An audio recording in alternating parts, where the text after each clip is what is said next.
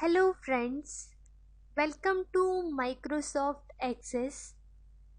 In this tutorial, we will be learning about creating a new database in Access. There are two ways to create a new database in Access.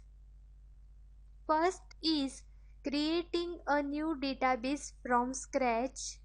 For that, go to the Microsoft Office button and here click on the new option. Here you will find the blank database option and click on it. Then fill here the file name and then click on the create button.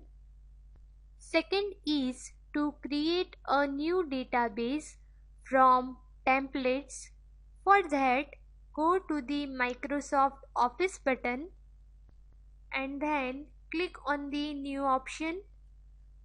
When you click on it, here you will find the template categories option and select the database as per your need and then type the file name here and click on the create button.